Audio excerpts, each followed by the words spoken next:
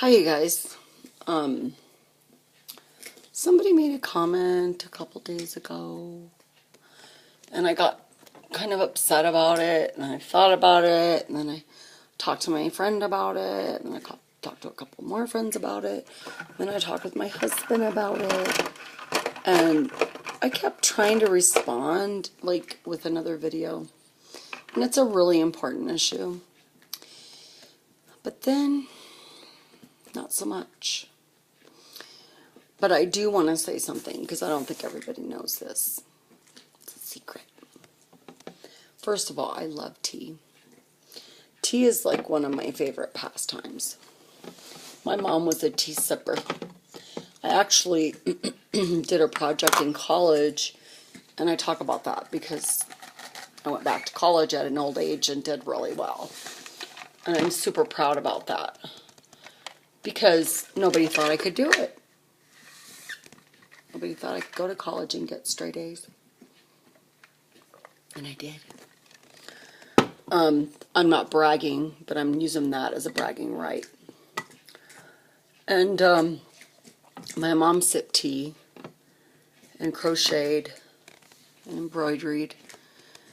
And once a year, I guess I'm just going to talk about life. I'm making a documentary. I know. Because I can. Because throughout my years of knowing people, inevitably every single person I meet, it's like, when they really get to know me, it's like, you should write a book. Well, I'm a writer anyway, and I wrote books, really. I mean, practically, 400 pages, that's a lot of pages. Not about romance or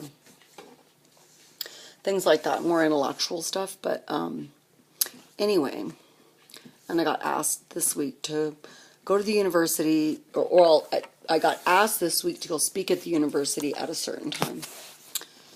And I don't know what that time is, because I still have to contact him, or he's been working really hard, my professor, who is my Mitch, or my Maury.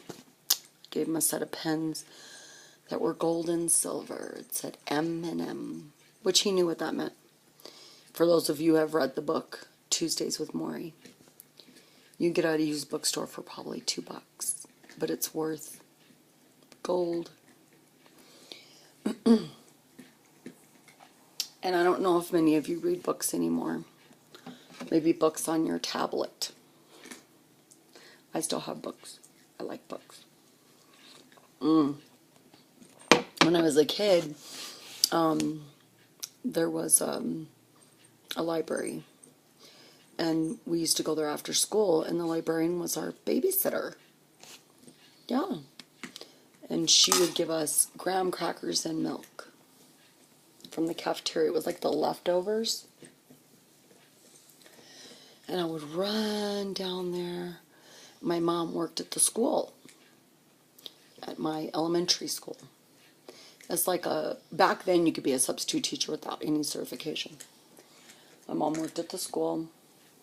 And it was about kindergarten. Yeah, because then I went to the middle school when I was in 6th grade. Or 5th grade. So I was in 4th grade. Head Start, kindergarten. Yeah, okay. 6th grade. So, yeah, 6, 7, 8. So we were scared in 5th grade to go to 6th grade, because you have to go to a new school and you're big time, you know. And my mom worked at the school as like a sub teacher. And then after, because she was still working, I would go to the librarian, and I'd walk in and smell all those books. I'll never forget that smell. And the catalogs were out, you know, the big long, there were long drawers with index cards, and she would have little cards up like that, because she was putting that book away. And I fell in love with a librarian. And so I went back to school as an adult, and I didn't get I got another education, but I didn't get college educated until I was an adult. And I was a very good student, and most professors loved me because I was hardworking, ask pivotal questions. You know, I was a good student. I'm a good student. I've always been a good student. I mean, if you're teaching me something, I'm willing to learn. And tonight I made a cup of tea, made that video about 7 times, and deleted it. And you know what's funny is that when I write, I'm like that too. I'll edit myself a lot. Because I mean to say one thing, and I say to mean another. So I kept deleting. And finally I decided I didn't want to talk about it. I talked about it with friends. I talked about it with family. I didn't want to talk about it anymore. It was pivotal for my documentary, but it was like, no, there's other pivotal things. Like sipping tea.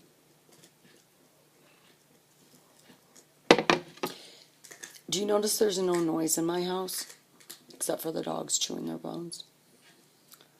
It's always like this pretty much. I would say 80% of the time to 90.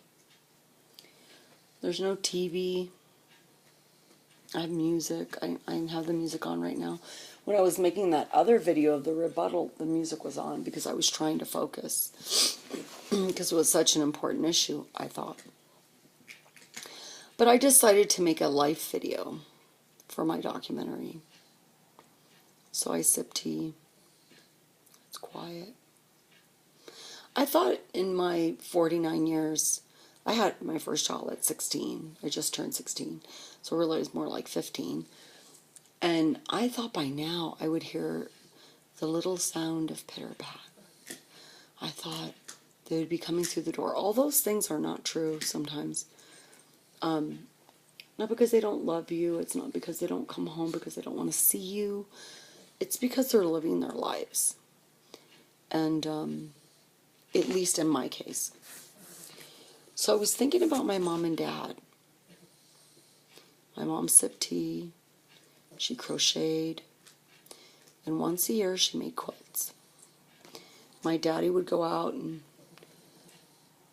out of his wood pile that he would save, he would tear things apart. Like if somebody told him, like, you know, down here at this place there's a bunch of wood down there, my dad would get his truck, go fill it up, and us kids would take it apart, and with his help, and he would tell us, watch the nails, don't step on the nails, you get tetanus. And he would pull all the nails out, and he would have us stack the wood, different types of wood. We called it the wood pile. And sometimes my dad made us move the wood pile. We hated it because our fingers would get splinters and things. I remember my dad only had a repairman come out 2 times my whole life. He did later, you know, when he was older and he was really busy working and stuff. But when he was raising us, my father only called somebody 2 times. My dad fixed everything. He fixed my mother's vacuum. He fixed power tools. My dad used a lot of just manual tools. If a window needed fixing, he fixed it. If a screw was loose, he put it in. But even big stuff, like building things, making things, turning soil, anything you can think of, my dad fixed it. Our beds fell apart. He fixed them. And he always had everything that he needed at our home. And it was vast. And he didn't own his home. He rented $150 a month, vast space. He had plumbing piles and wood piles and things he wanted. And then he'd say, everybody get in the car, we're going somewhere. We were so excited, like we thought we were going to Vegas or something. Okay, we'd all jump in the back of the truck. And this is when kids used to be able to go in the back of the truck in his El Camino. He still has it. He's 86 or something. And we'd hop in the back and we'd go to the dump. Be like, God, I wanted to go to the ice cream place or something. My dad bought us ice cream once a year, sometimes twice during the baseball season. We would go be playing softball, or my brother was playing baseball, and I played softball. And my dad would watch both of our games, and then he'd take us to the Foster Freeze and let us have a chocolate dip cone. Or on his way from work, once a year during the the hot months, which was 120 degrees, my dad would come home with melting ice creams in a tray. They had like a cardboard tray, and all of us got an ice cream with chocolate, and we'd lick them all up, because my dad didn't let us eat candy, except at Christmas and Easter. And my dad fixed everything. My mom, once a year, Daddy would go to the woodpile. He didn't do this one time. He did this every year. He would get some wood and make it exactly the way my mother wanted it. And it couldn't have any little splinters. He would sand all that down. And he would make the sticks roll at the end so she could turn it. And he would make a groove to set that in there.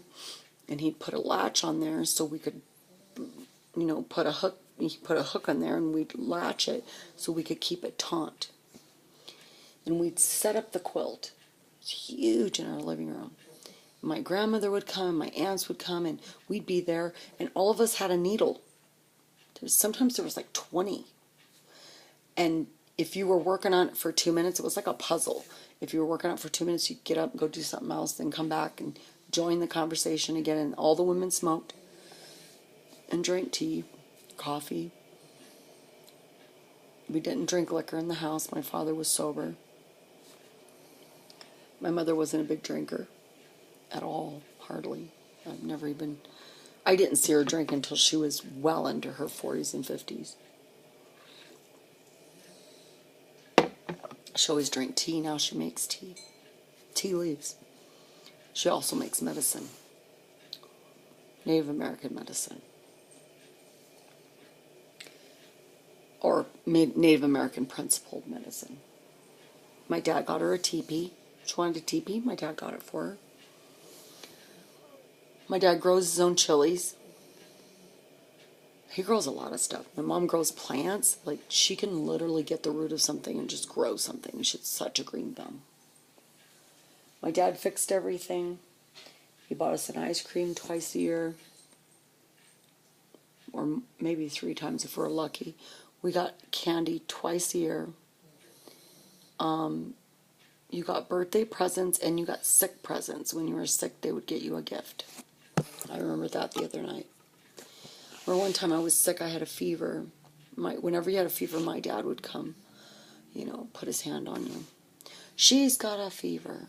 This before Tylenol came out. They used to give you aspirin. Or you'd go see Dr. Pepin and he'd give you a penicillin shot. But my dad typically didn't take us to the doctor. He took care of us. And every single time I got a fever, my dad would tell my story. It's a horrific story. He said, one time you were a baby. You got a really high fever. And I dipped you in ice cold water and I gave you X-Lax and you crapped out the fever. He was hysterical. He told me that story, even through having my children, he told me that story. I was like, Dad, if you tell the story one more time. He goes, you crapped so much, it was bigger than a 5-gallon bucket. He's a silly man. Reasonable man, practical man, irrational man, and very angry man. He taught me how to be political, have my own thoughts, but he let me daydream. He let me read books. He let me go out at night as a child, as a kid, and lay in the back of his truck. I didn't have to tell him where I was going, as long as I was on that property. And I'd lay back there and just look at the stars. Just looking, stargazing. My mother would be crocheting or quilting or embroidering or making tamales. She was white. My dad was Mexican. He would read a book. My dad encouraged book reading. He would turn on the TV at 7 p.m. and we'd go in to get our bath. We had our supper. And he'd say, okay, lay down there and watch TV. And he'd have on the news or something. Or one of our shows, like the Andy Griffith Show. And we'd go fast to sleep. We wouldn't even last 5 minutes when we were asleep because we played so hard that day. In the wood pile, setting up forts. There's this video we have. It's so cute. We're all out there running around on the property, running on farm equipment, and dirty as dirty could be with our dogs. We played a lot. My father taught us how to work. And I resented him because I wanted to play more. And then he got us bikes. God. And he said, don't you go down there where that water is. That's the first place we went to. And Daddy was right, because it was a dip, a really far down dip. Everybody knew it was the dip. They called it the dip. Now, you live down by the dip, and you'd go down the dip, and if you went down too fast, your front end would catch, and then you'd flip up on the other side. So we go down the dip and up the dip. Everybody in our town knows that as the dip. Long and steep and up. And you had to go down the dip to get to the street where we lived. We'd go down there on our bikes. And my brother would look at me like, you can do it, Cinny, he called me. And I'd be like, I'm scared to go down the dip. And he was like, there's no cars on the other side. I swear to God, we're not going to die. Go! And he'd go, and he'd kind of look back like, are you going too? And I'd be like, I'm scared. And he was like, okay. And he'd go up the other side of the dip, come back to the other side and say, why are you scared, Cinny? You just seen me do it. I'm scared. What if I die in the dip? Dad told me not to come down. Oh, don't pay attention. Daddy don't know what he's talking about. It's too much fun. I go down the dip. Then Daddy told us, don't go down to the dike. There's bad things going on over there by that dike. Because there was a reservoir that ran right behind our house, behind the alfalfa fields. And on the other side of that was a really bad neighborhood. And we lived in the country. So that was kind of like the boundary of like, don't go over there. And nobody would go over it or through it because it was so dirty. It was a reservoir. And this one, Dippity Duck, was, you know, they would run film at school of called, and Dippity Duck, I mean, unless you're older, you don't know who he is. He would say, don't play in the canal. Because a lot of kids went down into the canal and, you know, they drowned. So it was Dippity Duck. My dad said, don't go to the dike, don't go down the dip. And, but he let me stargaze. My mother taught me to sip tea, taught me how to make a quilt.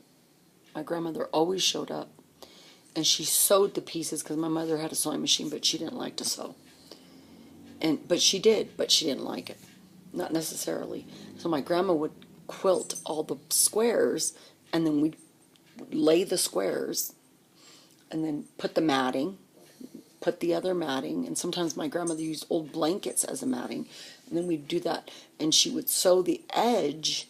And then to make the particular squares or designs we wanted to make in the center, to hold down each square, you have to hold that with sewing and go around it so the matting doesn't move. And those same quilts went with us when we went camping. My father bought us a tent, but he didn't get an air mattress. He would lay all those quilts down, and that was the best sleep I ever had in my life. And sleeping at their house when I was older, was in my 30s. Yeah, and going into my 30s, I think was the last time I was at Mom and Dad's house. Yeah, and I would dip into that mattress, and it felt like you just jumped into a bunch of feathers. I'd sleep so good, and I'd hear my dad in there saying, "Mary, keep it down. Cindy's sleeping." And he would sit there real quiet, and I could smell coffee, so I'd get up. And my father eats the same thing all the time, unless I make food. He gets up in the morning, and he went to the day-old bread store, and he likes sweet rolls and danishes and things like that. My father would eat one with his coffee. And these cups that we had for forever, like from the 70s and 60s. And he still drinks out of that cup. My mom would have her coffee. My dad just quietly sits there and eats a sweet roll and drinks his coffee. And if you come to the table and you want to have a cup of coffee, well, then he'll start conversing with you. You talk about anything. Talk politics. Say, don't even, you just go to the coffee pot. Actually, he'll have my mom make a cup of coffee for you. Get her sugar thing. Get the milk. Doesn't she have any more milk? Like he's always telling people what to do. My mom just does it. You sit there or you go to get, oh, Mom, I can get it, and then get your own cup. Oh, no, let your mother do it. That's what he says. And so you'll have a cup of coffee with him. And he's eating his Danish. No TV. He doesn't even ask you how you slept. I think your mother was making noise and woke you up. That's what he always says, something like that. And I go, no, Daddy. I said, I smelled the coffee. I told your mother not to be so loud when you got in your sleep. Because my dad goes to bed at 7 p.m. And he watches baseball and football and the news. He doesn't go out to eat. You can sit there and say, Daddy, please, I'm dying. I want a hamburger. Nope. If you go out and have a hamburger, he tells you you're crazy. That's probably why I'm a vegan. This is a very important video. This is who I am. It's not political. It's not the social norm. It's for my documentary.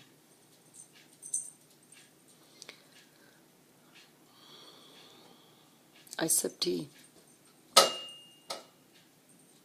I'm not sipping wine. I'm sipping tea.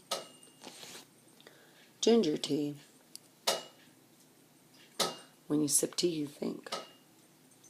Unless you're not a tea sipper. If you're not a tea sipper, then you don't get it. It's comforting. Makes you think and wonder and comfort, and it brings you peace of mind. Like stargazing. Whenever people are in a really serious problem, I tell them, walk outside. What? I say, you're on your phone, you're upset, walk outside. Why? Just walk outside. I go, okay. And I said, look up. Is there any stars there? Yeah. Can you find one you like? Well, they all look the same. I said, well, no, there's probably a different one out there if you just look really good. I like this one. I said, well, guess what? I'm under the same star. Oh, I get it, they say. Because I was a stargazer.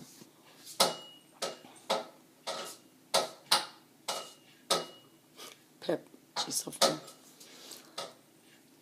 So instead of making a rebuttal to something I didn't like, I thought about why I drank tea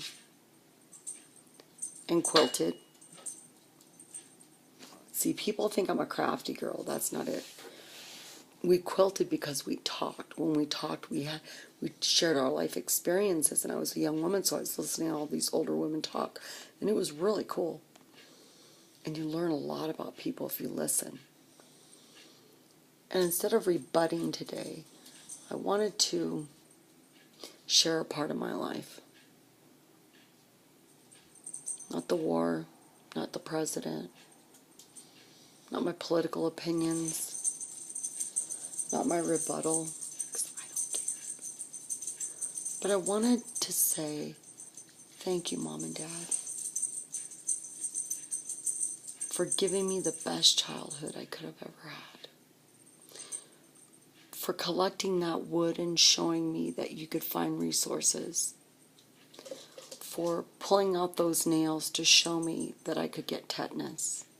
for having outdoor plumbing and showing me where to bury that waste, for having a well, an artesian well, and showing me what clean water tasted like, for my mom who baked bread with her own hands and gave those away to neighbors as a gift for Christmas, for making everyone's cookies and they paid her so she could make a little extra money for Christmas, for beautiful Christmas trees full of tinsel the way we liked it, for Daddy bringing those trees in when I knew he couldn't afford a Christmas tree, and all the work that he did, for my father stealing the jam plastic things that you see in those old school restaurants, for stealing them from his job so we could have a peanut butter and jelly when we went camping. My father would steal steaks from the restaurant all year round and put them in a freezer so we could eat steak on our only vacation. Thank you, Dad, for fixing everything in the house and showing me that one man could know a lot. Thanks, Dad, for never eating out and showing me that home-cooked food is a good thing. Thank you for never allowing arguments at the table when we ate supper. Thank you, Mom, for teaching me how to make biscuits on a wood stove. Thank you for the conversations and the cigarette smoke around those quilts. Thank you for always putting up 2 hammocks so one of us could swing and read a book. Thank you, Dad, for always making sure we had a set of encyclopedias in case we had a question. Thank you for discussing with me the right to have an opinion. Thank you for telling me the best thing you could ever do is get an education, Cindy. Because he couldn't. Thank you, Mom, for showing me by leaving me with the librarian that she didn't touch me or do anything bad to me. Thank you for volunteering your time to be a substitute teacher when you had a house full of kids. Thank you, Daddy, for having the old washer machine with the rollers that if you got your fingers stuck in there, it hurt like a motherfucker. Thank you for teaching me that clothes on a clothesline smell better than the dryer. Thank you for teaching me how to iron, Daddy. Thank you for teaching me how to mop a floor. Thank you for teaching me how to sweep 2,000 square foot of a house once a week. Thank you for always fixing the vacuum. Thank you for teaching me how to chop up onions uniformly so you could get equivalent of taste on a fork. Thank you for crossing or for breaking the law to bring illegals into this country because it was fair. Thank you for being a dry drunk for 30 years, because at least you weren't beating my mom up anymore. I didn't see you do it, but my sister said you did. Thank you for telling us that there were boundaries, even though we pushed them. Thank you for telling us to take a bath every night and then letting us watch a little bit of TV before we went to sleep. Thank you on Saturdays that you let us watch our comics, Gilligan's Island, and those things, cartoons. Thank you for letting us read comics and ordering those weird things in the back of those stupid comic books, like how to shock a person and how to make everybody in the whole house scratch. Yeah, we did it to the whole family and it sucked, but I loved every minute of it. Thank you for letting my brother and I scour through the couch trying to find change to come up with $1 so we could get a Snicker bar each. Thank you for letting me run to the pool and to the Circle K because it was right near somebody's house that you trusted. Thank you for letting me get the 2 slushies for 10 cents in 120-degree weather. Thank you for letting us swim all night long and come in whenever we wanted during the summer. Thank you for letting me sleep in the back of your El Camino so I could look at stars. Thank you for letting me sleep in my swimsuit when we slept all day because we didn't really want to take a bath after that. Thank you for teaching me how to go find the facts, how to assess the problem, and how to help people. Thank you for teaching me how to stand up for myself, even when popular opinion says you don't have to do it or you shouldn't do it. Thank you for allowing gay men, black men, and the like to be in our home because they were just really nice people. Thank you for letting me push the envelope, Dad, and having thoughts of my own and sharing those thoughts with you and discussing it on your shoulder where I love to be, my dad's shoulder. Leslie lays there and watches the football game. No matter what, he's for Arizona every year. Just for the record. Thank you, Mom, for teaching me how to make country gravy. Thank you for teaching me that cooking for your children is important. Thank you for teaching me that the things that you make with your hands could be something that people will enjoy. I can't thank my parents enough for the things that they embedded within my soul, things that you could never buy in this world. And thank you, Daddy, tonight for telling me to have a sip of tea. And Mommy, instead of rebuttal on someone that I should have opposed, but it wasn't that important. Thank you for helping me make my documentary, Dad,